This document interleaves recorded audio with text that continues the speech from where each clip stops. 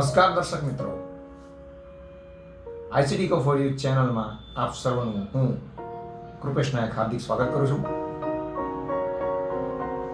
જો તમે જીવનમાં આગળ વધવા માંગતા હો, આત્મવિશ્વાસ વધારવા માંગતા હો અને દરરોજ નવી પ્રેરણા મેળવવા માંગતા હો તો આ વિડીયો અંત સુધી જોતા રહેજો.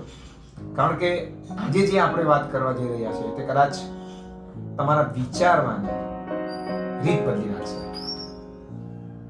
તુલના નહીં વિકાસ, તુલના નહીં વિકાસ. ક્યારે વિચાર્યું છે તમે દુખી તમારી નિષ્ફળતાથી નથી, પરંતુ ઘણી વખત તમે બીજા લોકો સાથે, અને તે પણ બીજા સફળ લોકો સાથે તમારી તુલના કરીને તમે વધારે દુખી થાવ છો. તમારા મિત્રને સારી નોકરી મળે, કોઈનો બિઝનેસ ઝડપથી આગળ વધી ગયો, કોઈ સોશિયલ મીડિયામાં ખૂબ લોકપ્રિય થઈ ગયું, કોઈના વિડીયો વાયરલ થઈ ગયા, કોઈના ફોલોઅર્સ વધી ગયા, કોઈના વ્યૂઝ વધી ગયા, અને પછી મનમાં એક પ્રશ્ન આવે, મારી સાથે કેમ આવું થતું નથી? એક વાત યાદ રાખજો, જીવન કોઈ રેસ નથી, આ તમારી પોતાની સફર છે. એક બગીચામાં એક વૃક્ષ અને એક ફૂલ હતું. ફૂલ થોડા જ દિવસોમાં ખીલી ગયું, બધા લોકો એની પ્રશંસા કરવા માંડ્યા, પરંતુ વૃક્ષ હજુ નાનું હતું.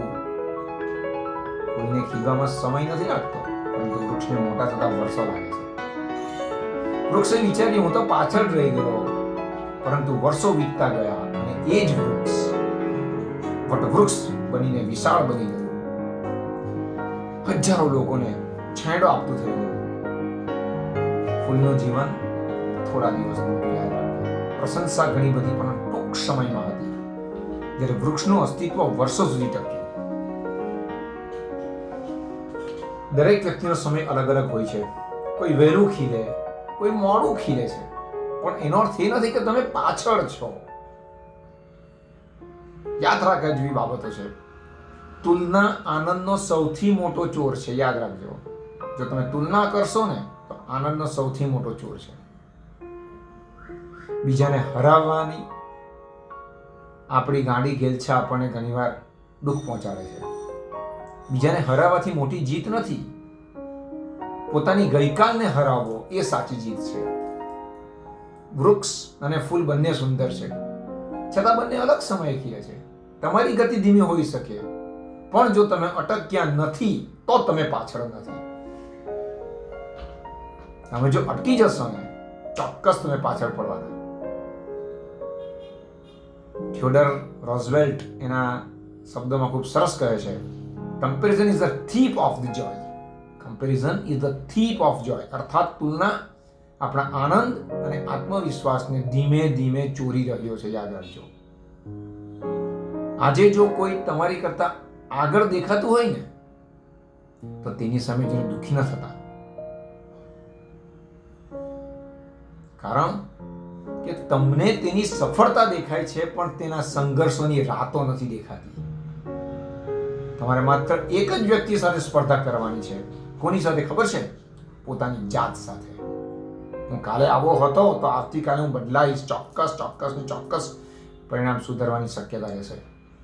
જો આજે તમે માત્ર 1% પણ આગળ વધ્યા છે ને, તો તમે જીત્યા છો એમ સમજો. તમારી સફર તમારી છે, તમારી ગતિ તમારી છે, તમારી મંજિલ પણ તમારી છે. વિશ્વાસ રાખો, મહેનત કરતા રહો અને સતત વિકાસ કરતા રહો. અને એક દિવસ કદાચ દુનિયા તમારી સાથે પોતાની તુલના કરશે. મિત્રો, આજે આટલું છે.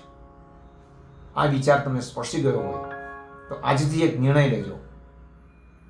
બીજાઓ સાથે તુલના નહીં, પરંતુ પોતાની જાતને સાથે હું તુલના કરીશ. આનંદ થશે. ઉપરવાળાએ ઘણું બધું આપ્યું છે. આનંદ આજનો તુલના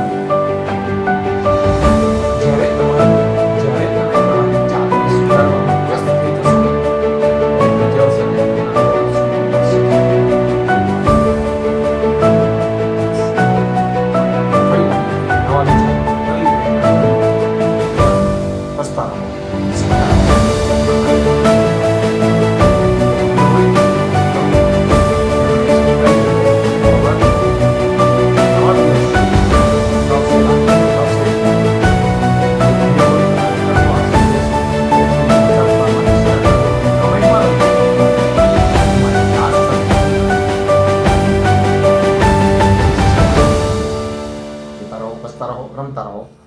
નવા વિડીયો સાથે ફરી મળીશું. આવજો, બાય બાય, ટેક કેર.